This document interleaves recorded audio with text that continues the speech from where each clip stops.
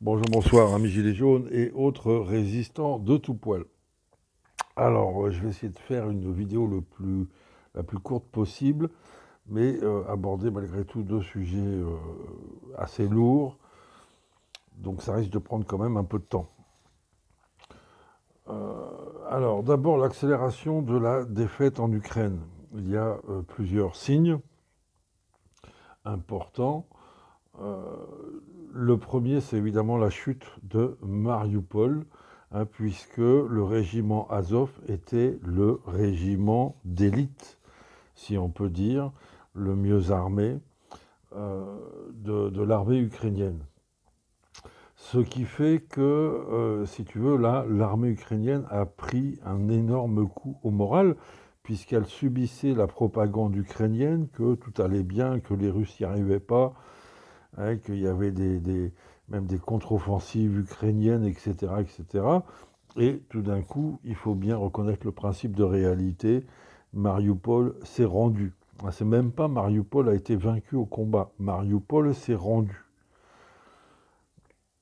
Et ce qui fait que, si tu veux, ça démobilise tout le reste de l'armée ukrainienne. Si le régiment d'élite s'est rendu, tu vois, ça commence à être compliqué. Et de fait, donc le deuxième point, c'est l'accélération de l'offensive russe dans le Donbass, qui génère énormément là, de redditions de soldats de l'armée régulière, voire de fuite. Ils essayent de fuir ce qu'on appelle le chaudron, l'endroit où ça cartonne. Ils essayent de s'en extraire. Donc ça sent la déroute, si tu veux. Là, on est vraiment dans une dynamique négative pour l'armée ukrainienne depuis 15 jours. Un autre point important, un autre événement important, c'est Henry Kissinger. Donc Henry Kissinger, qui est un ancien conseiller d'État de la période du Vietnam, de la guerre du Vietnam, par exemple, qui a 99 ans, tu vois, et il bouge encore. C'est un type qui a fait bombarder le Cambodge pendant la guerre du Vietnam, enfin qui a fait toutes sortes d'horreurs, qui a évidemment soutenu le coup d'État de Pinochet contre Allende, et qui, donc, la même année, a reçu le prix Nobel de la paix pour avoir, soi-disant, participé aux négociations de paix au Vietnam en 1973, alors que la guerre du Vietnam s'est terminée en 1975, a priori. Et donc, il vient de dire que l'Ukraine devra concéder des territoires à la Russie pour obtenir la paix. Donc ça, si tu veux, si lui commence à parler comme ça, c'est que, voilà, ça sent pas la victoire. Alors, de fait, parce que avec ce genre de Machiavel, il faut toujours voir ce qu'il y a derrière, c'est ce qu'il dit, évidemment. Et donc, ont été vus, là, dernièrement, deux colonnes de blindés polonais qui viennent d'entrer en Ukraine, et alors principalement dans la zone à l'ouest de l'Ukraine. Attends, je vais te montrer, je vais faire un peu de carte aujourd'hui. Voilà, ok, on reconnaît l'Europe, Kazakhstan, voilà l'Ukraine, bouge pas.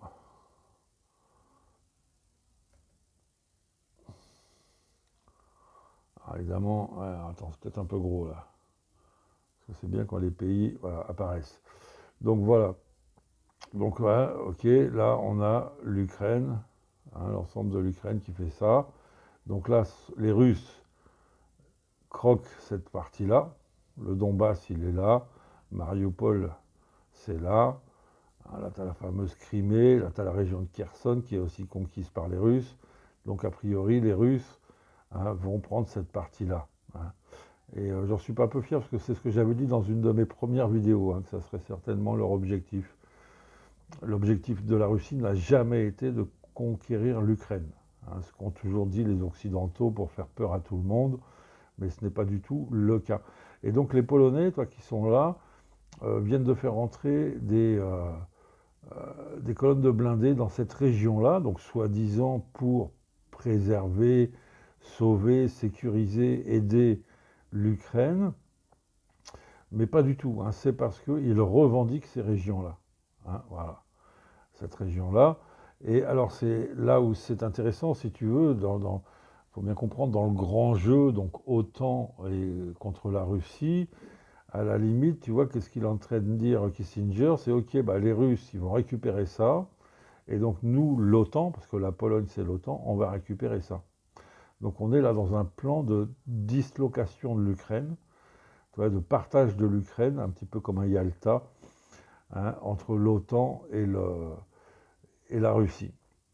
Il y a la Hongrie aussi qui, traditionnellement, historiquement, voilà, il va réclamer ce petit morceau-là. Hein, la Hongrie qui fait aussi partie de l'OTAN. Donc l'Ukraine ne fera pas partie de l'OTAN, a priori, mais l'OTAN va récupérer du territoire à l'ouest de l'Ukraine. Donc voilà, c'est important de bien l'avoir en tête, hein, pour comprendre la suite des événements.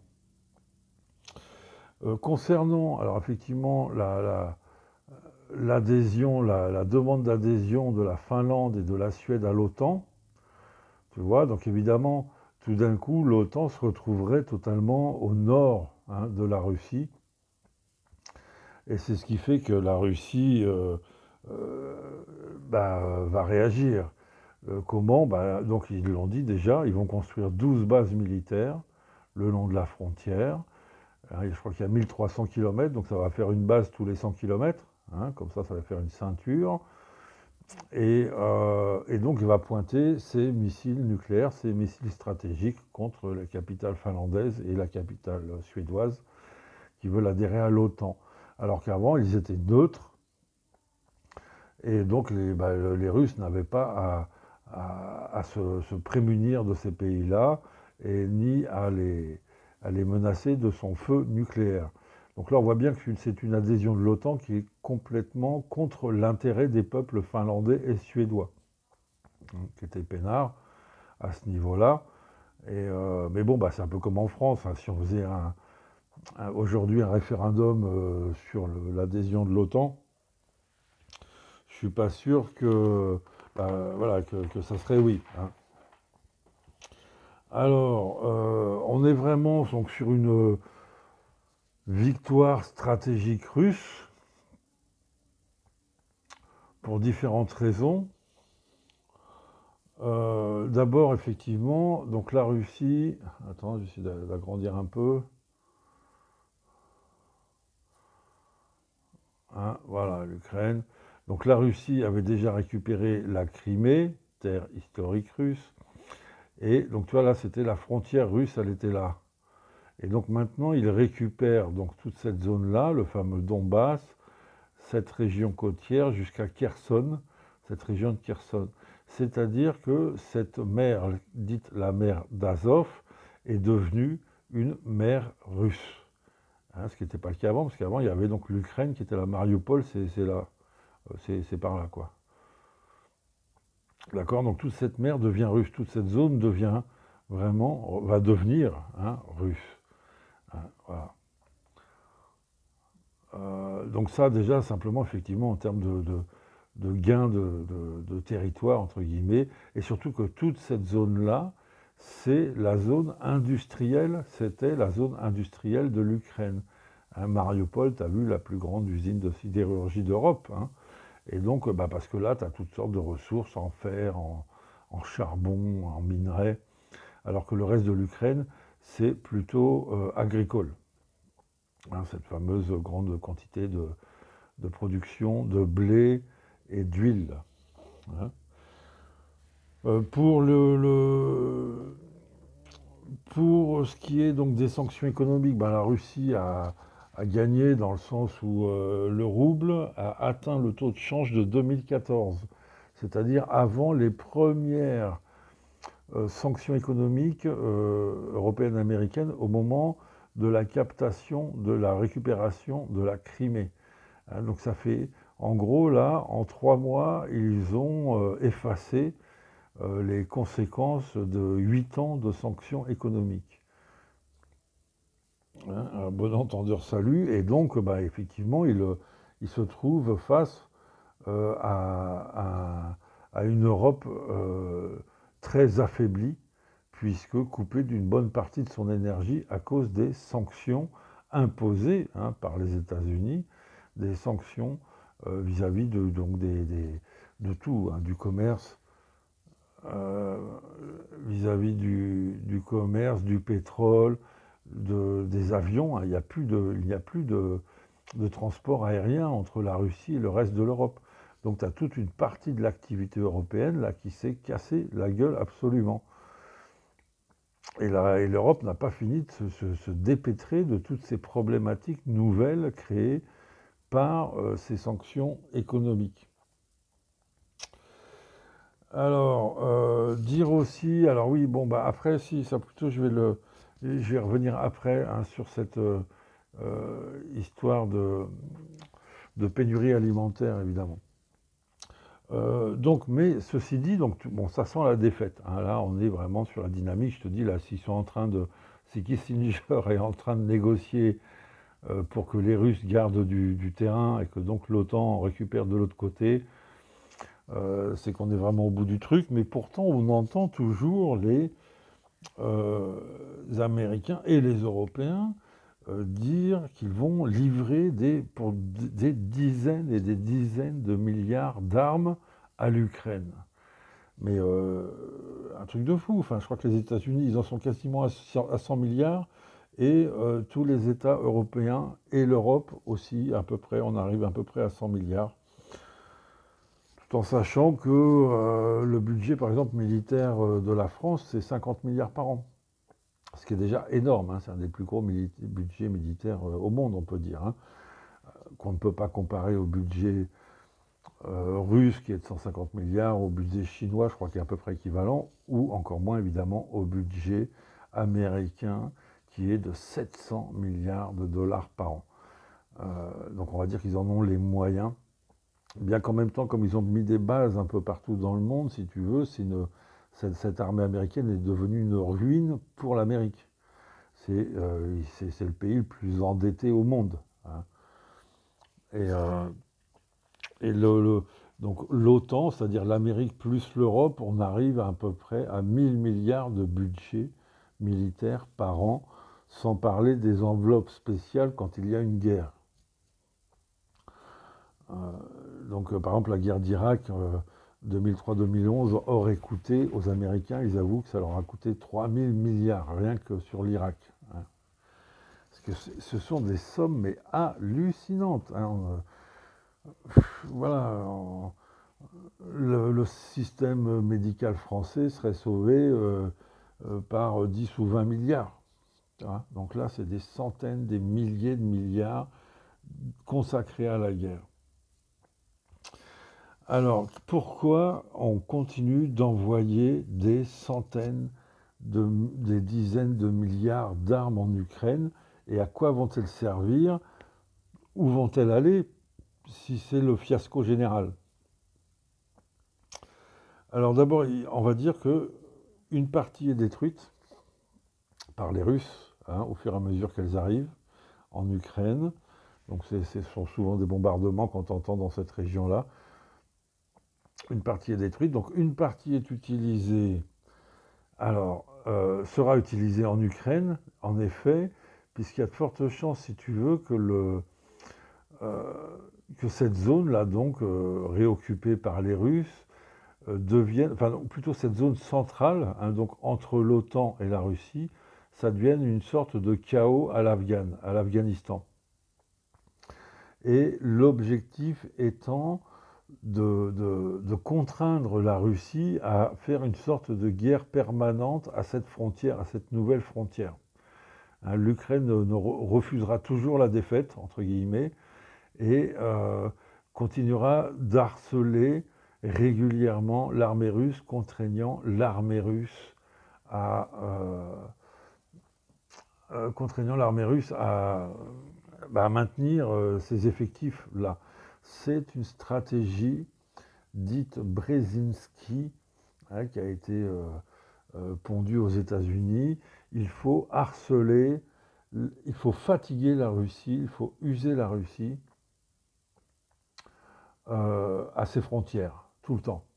Et tu vois que par exemple, donc, bon, bah, là on a donc le chaos ukrainien, on a eu la tentative de révolution en Biélorussie, on a donc l'instauration de l'OTAN en Finlande, on a eu une tentative récemment de déstabilisation, de révolution islamiste au Kazakhstan, et on a ici, dans le sud, la fameuse Géorgie, la fameuse Tchétchénie, et il y a donc eu aussi des tentatives, évidemment, de déstabilisation de la Russie. Et donc la Russie est en permanence sollicitée, d'accord, pour défendre ses frontières occidentales.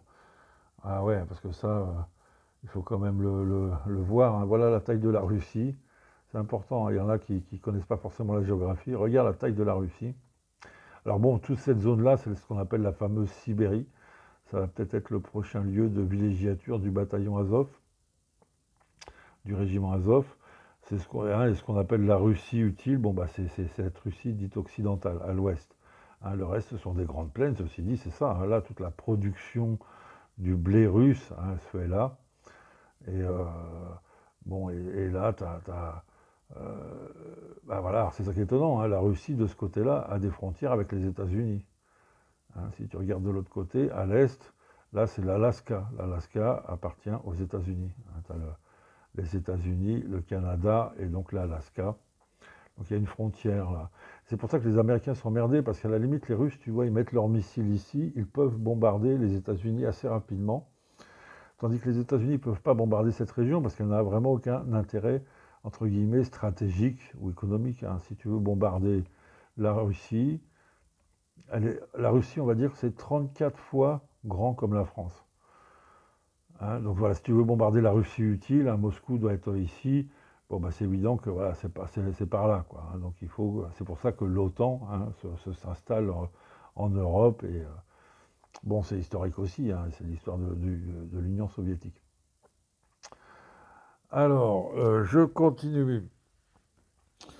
Donc voilà, deux parties. Donc les armes, une partie des armes donc, vont être utilisées pour maintenir cette pression sur la Russie, obliger la Russie à maintenir un front armé, un front chaud en Ukraine. Une partie donc a été détruite. Et alors, une partie, on commence à en retrouver les traces. Où ça? Mystère et boule de gomme. Ça, c'est une petite info intéressante.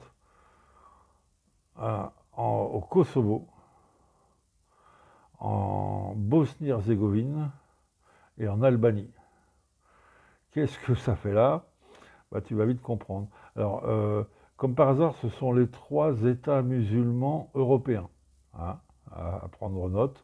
La Bosnie et le Kosovo ont été créés artificiellement au moment de la guerre de Yougoslavie de 1994. L'Albanie est un vieux pays, c'est la frontière avec la Grèce, est un vieux pays, et l'Albanie fait maintenant partie de l'OTAN. Il y a une base de l'OTAN en Albanie. Hein. Et bon, pas la Bosnie, pas le Kosovo, mais le Kosovo, c'est ce qui a été créé au forceps par Bernard Kouchner, BHL et l'OTAN. Ils ont détruit la Serbie, donc massacre de la Serbie, bombardement de la Serbie conseillé par Biden d'ailleurs, hein, pour leur arracher ces deux États musulmans. Le Kosovo, c'est une immense mafia, c'est une plaque tournante. Je ne sais pas c'est quoi ces petites images. C'est une plaque tournante, le Kosovo, hein, qui est ici, de toute la mafia internationale européenne, donc créée par l'OTAN, défendue par l'OTAN, parce qu'il y a des guerres. Hein. La Serbie essaye de récupérer son Kosovo, mais il n'y arrive pas parce que le Kosovo est équipé, armé par l'OTAN, dont la France, et c'est un haut lieu de trafic des femmes ukrainiennes d'ailleurs, trafic d'êtres humains, et aussi trafic d'héroïne. venant d'Afghanistan quand il était occupé par les Américains. Hein. Ok. Et donc là, il y a plusieurs milliards d'armes qui sont stockées dans ces pays-là. Donc il y a peut-être un petit problème quand même à venir. Mais alors, si on peut dire, ce n'est pas destiné à l'Europe, c'est destiné à l'Afrique. Alors, on va encore baisser un peu le truc. C'est destiné à l'Afrique. Et là, alors, parce que qu'est-ce qui se passe? Effectivement, c'est la deuxième partie de cette vidéo. Préparation des guerres de l'OTAN en Afrique. Hein, voilà, ce qu'on a fait en Ukraine maintenant. Alors bon, et on enregistre la défaite, mais la défaite, on va dire tactique, la défaite militaire sur le terrain, mais stratégiquement, on est vraiment dans l'objectif de la doctrine Brzezinski d'occuper et de fatiguer la Russie. Donc c'est bon, tu vois, ça y est, c'est bon, ils sont entre guillemets ferrés et ils vont devoir passer leur temps à défendre cette zone. Ils vont y arriver très bien, hein, mais ils sont obligés de maintenir énormément de troupes et de dépenser énormément d'argent dans cette guerre. Et donc pendant ce temps-là, ils ne pourront pas être ailleurs. Hein. La Syrie, elle est là. Et bon, la Syrie, la Russie a surtout fait de la présence, de la défense, enfin du bombardement en avion. Hein. Ils ont aussi des bateaux qui sont ici et qui peuvent envoyer du missile. Mais l'OTAN ça y est, a décidé de passer à l'offensive en Afrique. Alors, quels sont les signes? Quels sont les signes qui me font dire cela? Et je ne suis pas le seul, hein, je lis des articles, etc., etc.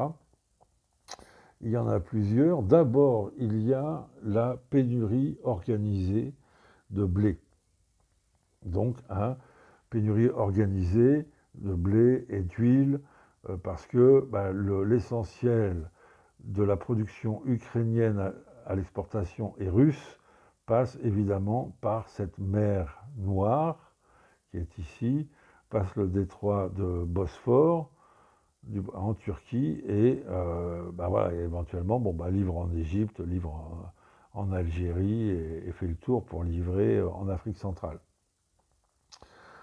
Donc pour le moment, alors il faut savoir que Poutine l'a dit dès le départ, il laisse l'arme alimentaire à ses ennemis. Lui n'utilisera jamais l'arme alimentaire.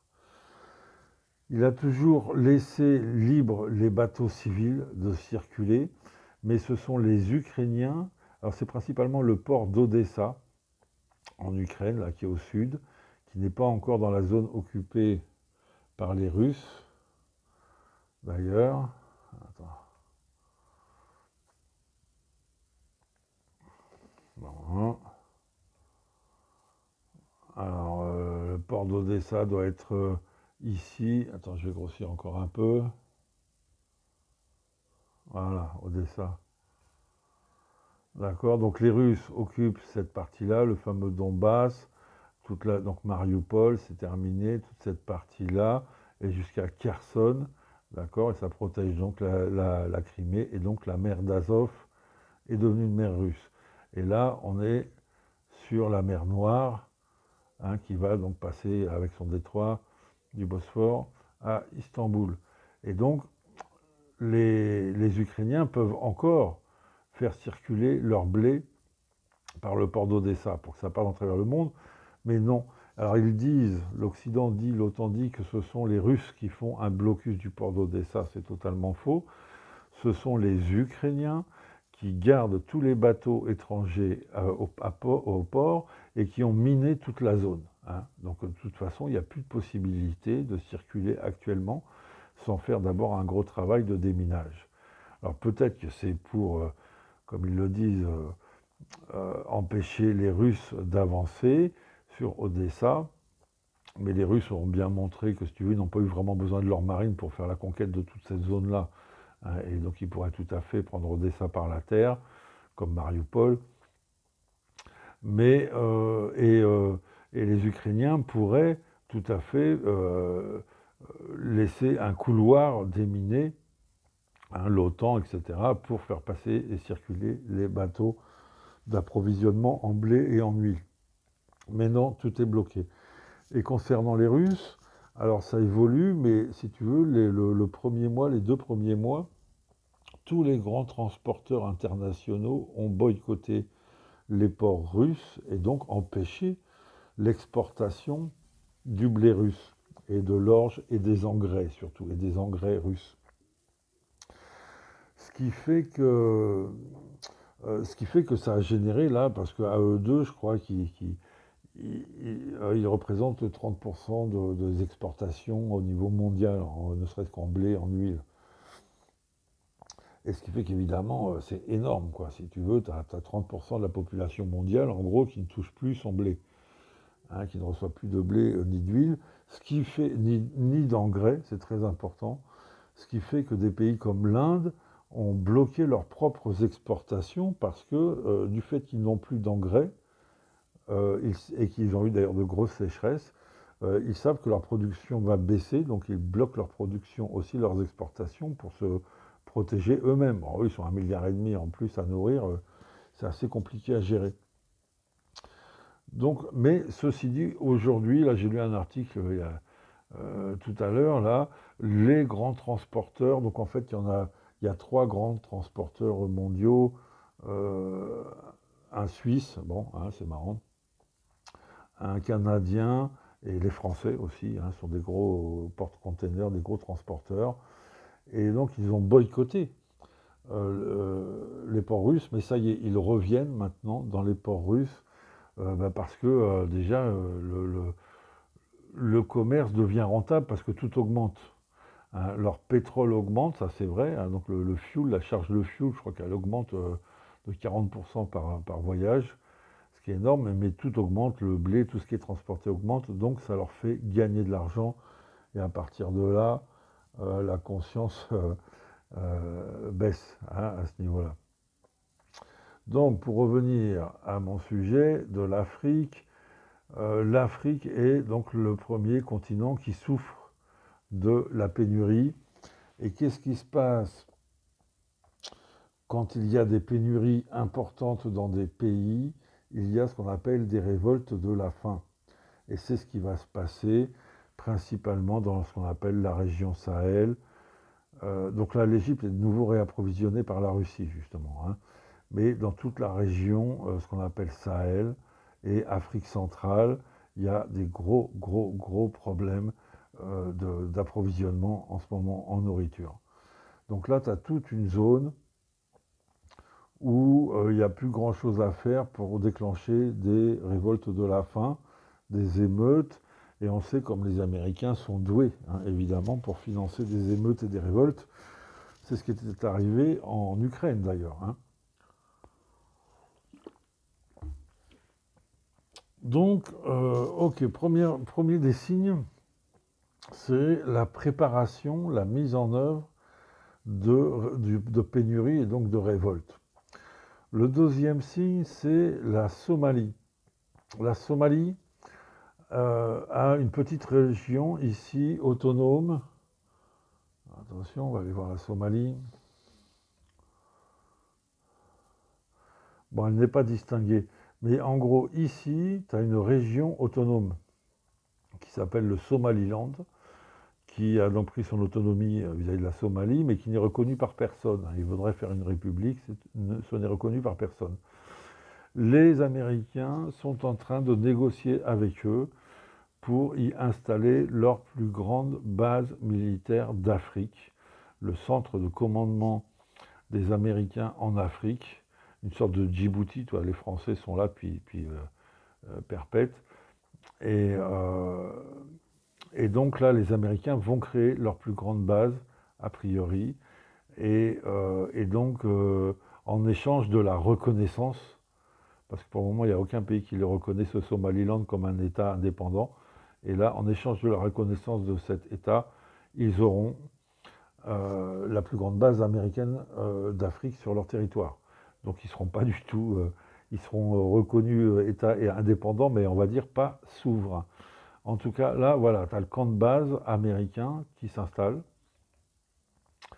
Et tu as aussi, il faut le dire, le Maroc qui est en train de formaliser une alliance militaire avec Israël et donc de construire une base israélienne à côté de Melilla, là, du côté de la flèche là. Donc là, si tu veux, ils construisent une base et ils construisent des usines de fabrication de drones israéliens, hein, ça leur coûte moins cher, main-d'œuvre pas chère, etc. Donc ça s'organise.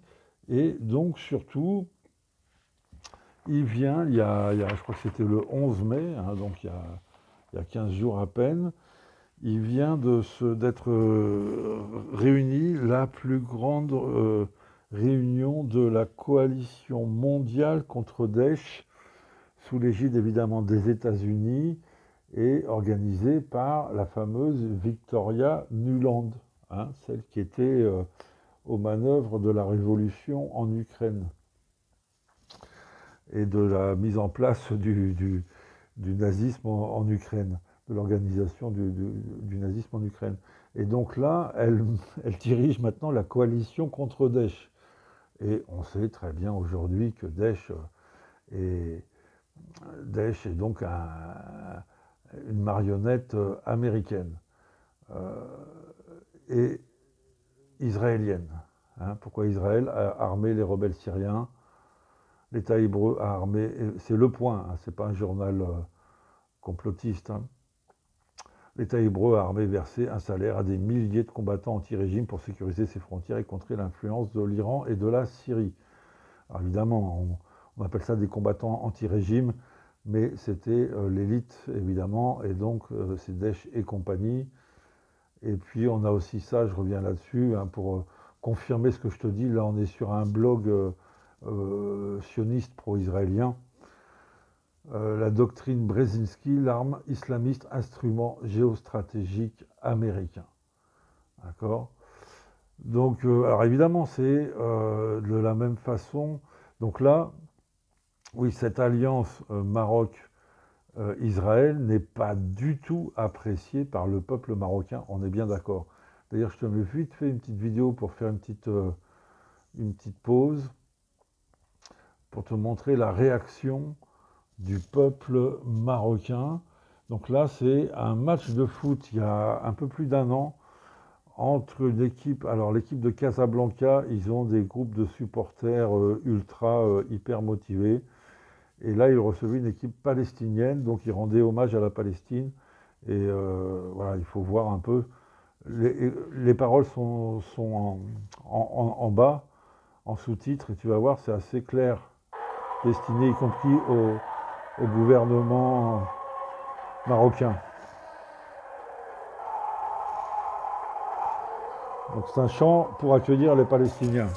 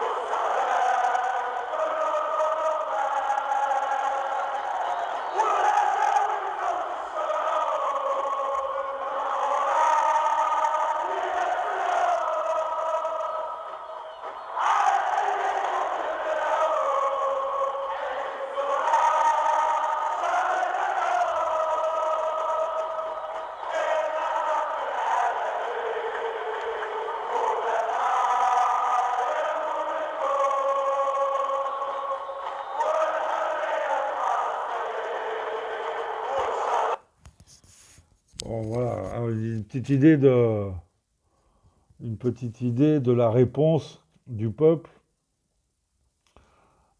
je ne vais pas la mettre en entier, du peuple à cette initiative marocaine, hein, de s'allier totalement militairement avec le Maroc, avec Israël, pardon.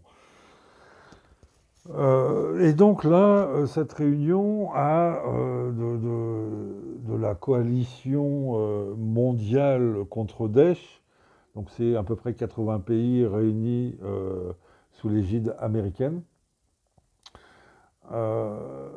a travaillé sur la création de l'État islamique dans cette région. Alors évidemment, eux, ils te disent qu'ils travaillent contre, hein, la création de l'État islamique dans cette région. Et c'est donc très très mauvais signe, puisque donc tu as la pénurie qui est organisée alimentaire, donc tu vas avoir les révoltes, la déstabilisation des États, et bien sûr la récupération par Daesh, qui va être surarmé, et c'est là où on revient à cette histoire des milliards d'armes qui sont dans les pays Kosovo, Albanie, attends, je reviens dessus, Kosovo, Albanie, Bosnie, pardon, hein, qui sont là, tu vois, Albanie, donc camp de base de l'OTAN, Kosovo, etc., mafieux, islamistes créés par l'OTAN, par la CIA, hein, c'est connu, hein. Et donc, voilà, où ils vont trouver les armes de Daesh, si tu veux. Et donc, ça va être le chaos dans cette région-là. C'est la prochaine guerre de l'OTAN, hein, et ça va aller très vite, à mon avis. Donc, ben, pareil, quel est l'objectif? Il est assez simple, hein, c'est de guerre aux ressources en Afrique et expulser l'influence russe et chinoise qui est de plus en plus importante, hein. Les Français viennent de se faire virer du Mali, ici de la Centrafrique, c'est en train de bouger, de manifester au Tchad, au Niger, pour dégager les anciens colonialistes français. Et donc les Français se retirent et c'est presque voulu dans le sens où ils vont revenir avec l'OTAN et là ils écraseront tout, ils récupéreront toute la mise. Et les Russes et les Chinois, voilà, les Chinois, c'est ça. Alors les Chinois vont être occupés, parce que donc les Russes sont occupés en Russie, et il est fort probable que qu'on déclenche bientôt que la soi-disant faiblesse justement américaine par rapport à la puissance chinoise qui est en pleine émergence. C'est assez étonnant ça. Regarde le réseau routier, le réseau autoroutier des Chinois, hein. C'est un truc de fou. Regarde dans le reste du monde, bon, là, c'est le Tibet, mais regarde, tu vois, voilà, l'Inde, le Pakistan, tu vois, bon, voilà, l'Irak, la Syrie, bon, ben voilà, l'Europe, regarde, hein, il y a à la limite, il n'y a que aux Pays-Bas et en Allemagne où tu as la même densité de réseau autoroutier. Même en France, on n'a pas le réseau autoroutier des Chinois. Regarde ça, je retourne en Chine. C'est hallucinant, hein, cette puissance, comme elle s'est développée. Hop, hop, hop. Excuse-moi, hein, je ne suis pas super au point comme d'habitude. Regarde ça, le réseau autoroutier des Chinois. Je crois qu'autour de Pékin, il y a 5 périphes. Et donc, bon, voilà. Et donc, les Chinois, les Américains, l'hypertension, c'est évidemment autour de cette fameuse île de Taïwan. Hein, alors, Taïwan, c'est quoi? Parce que ça appartient totalement à la Chine, encore une fois. C'est leur Alsace-Lorraine, hein, comme donc le Donbass pour les Russes. Donc, c'est suite à la Seconde Guerre mondiale, quand les Japonais ont été expulsés de Chine, il y a eu une guerre civile en Chine entre les nationalistes et les communistes. Et donc ce sont les communistes qui ont gagné, et les nationalistes ont dû replier sur l'île de Taïwan, et ils ont été protégés par la marine américaine. hein, et donc les Chinois n'avaient pas à cette époque-là de marine, hein, évidemment. Tout du moins, elle avait été récupérée par les Chinois nationalistes de Taïwan. Et donc, si tu veux, c'est un statu quo depuis 50 ans. Mais les Chinois ont toujours dit qu'ils allaient récupérer Taïwan. Et comme les Américains, bon, ben, baissent, c'est pas qu'ils baissent en puissance, mais c'est que comme la Chine a monté en puissance, elle a maintenant une marine, des missiles, tout ce que tu veux. Elle va bientôt être en capacité de récupérer Taïwan.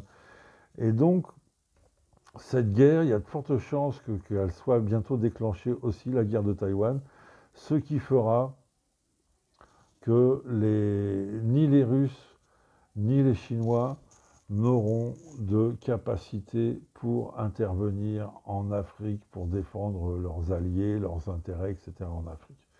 Et là, on va arriver donc dans cet immense chaos à venir qui fait encore, qui fait partie de la fameuse stratégie Brzezinski qui avait divisé le monde en deux, si tu veux. Il considère que les États-Unis sont voués à gérer les ressources mondiales, c'est leur destin impérial.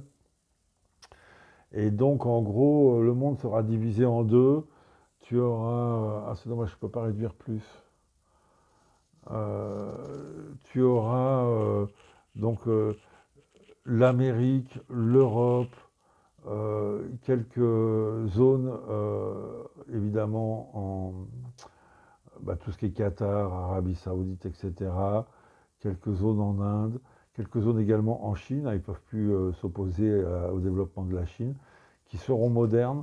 Et tout le reste, ce sera donc l'Amérique du Sud, l'Afrique, l'Asie. Ce seront des pays ressources en chaos permanent et gérés par les puissances occidentales, principalement, qui seront, elles, par contre, des États policiers. Hein, c'est là où nous, on est dans la merde, les amis. C'est que les plans américains, c'est évidemment de nous coincer dans des États surveillés, vaccinés et tout ce que tu veux. Bon, bah écoute, je vais, tu vois, voilà, je vais essayer de m'arrêter là. Ouais, bah si, pour conclure, donc, et pour aller dans ce que je te dis, hein, le président du comité des chefs d'état-major américains s'est exprimé donc le 21 mai dernier devant la nouvelle promotion des officiers de West Point, en leur expliquant qu'il était urgent de se préparer à des guerres de haute intensité comme l'Ukraine ou Taïwan, voilà. Et puisque justement, ils considèrent qu'ils ne sont pas prêts. Pourquoi? Parce qu'ils ne sont pas prêts à mourir pour ces guerres, pour ces territoires-là. Et là, il va falloir que ça change et à faire des guerres de haute intensité. Et désormais, le prix du sang va redevenir lourd pour les Américains, comme lors des deux guerres mondiales. D'accord? Ils préparent les Américains à mourir de nouveau dans des immenses guerres, dans des immenses batailles. Et je pense que donc ils vont mourir dans le chaos africain, dans le chaos taïwanais et peut-être dans le chaos ukrainien. Ils nous emmènent tout droit, effectivement, vers la Troisième Guerre mondiale. Non déclarée, tu vois, parce que c'est toujours maintenant pour le camp du bien, etc. Et c'est d'ailleurs un autre signe, effectivement, c'est la crise économique en Europe et aux États-Unis, parce qu'ils sont en pleine... eux, pareil, hein, c'est en train de partir en vrille totale. Le carburant a augmenté de 50% là, en 3 mois. Hein. Les énergies, etc., de 30% pour les industries. Donc tout va exploser. Et donc, une crise économique majeure permet ensuite aux armées de recruter des types, tu vois, des jeunes qui n'ont aucune envie d'aller à la guerre, mais si l'armée est le seul moyen de toucher un billet et de nourrir ta famille, d'envoyer des sous à ta famille, ben, il y a énormément de gens, tu peux rapidement engager des centaines de milliers, voire des millions de soldats qui vont s'apprêter à mourir pour les industriels, hein, et la conquête aux ressources. Voilà les amis, les Américains, tu vois, ont donc perdu tactiquement en Ukraine, mais atteignent leurs objectifs stratégiques de occuper la Russie. Ils veulent effectivement, ils vont devoir déclencher un pataquès en Ukraine, il va y avoir, en Ukraine, en Chine, entre la Chine et la Taïwan, il va y avoir certainement un incident dans le genre un bateau qui coule ou je sais pas quoi, et déclencher de la guerre pour occuper stratégiquement la Chine. Et ensuite, ils vont ben voilà, engager leur grande manœuvre dans le reste du monde. Donc, tu vois, l'Ukraine, c'est un petit élément de leur plan. Voilà. Ça n'empêche pas que derrière, effectivement, le reste du monde, et le peuple africain, et le peuple chinois, et le peuple russe, et le peuple indien, et les peuples sud-américains ne vont pas se révolter, mais en face d'une hyper-puissance, ça va être très compliqué, et dans tous les cas, euh, mortel, quoi, très long, ça va être le chaos, et c'est ce que veulent les Américains, c'est leur stratégie, c'est la stratégie du chaos. Donc hein, voilà, révolte de la faim entraîne le chaos, entraîne l'installation de Daesh, de l'État islamique, amène l'OTAN à être des sauveurs et donc va leur permettre d'expulser les Russes et les Chinois d'Afrique et de contrôler les ressources. Bon, bah écoute, voilà, hein, c'est que j'y peux rien. Hein, si c'était moi le patron, je t'écrirais une autre histoire évidemment, mais c'est celle que nos dirigeants écrivent et laissent écrire, hein, sans rien dire. Et dans laquelle ils veulent nous entraîner. C'est pour ça que, bon, on va faire une petite conclusion positive, ou en tout cas de militantisme. Les gilets jaunes, alors on est évidemment des brins de paille hein, au milieu de cette grande tempête, mais au niveau local, on va dire donc de la France, hein, puisque là on est dans un panorama mondial, au niveau de la France, si on a une responsabilité, si on a quelque chose à faire, alors ça ne va pas être d'organiser des manifs, hein, c'est bon, on a compris, mais d'organiser des réseaux, d'une part, d'êtres humains, hein, on va dire, de gens de paix, et je pense vraiment de développer des initiatives et des exemplarités de désobéissance civile. Hein, on n'aura pas vraiment d'autre choix que ça. Et ça peut faire beaucoup de choses. Bon, ben, on a le temps, on en fera d'autres vidéos sur le sujet, bien sûr. À bientôt les amis, on ne lâche rien.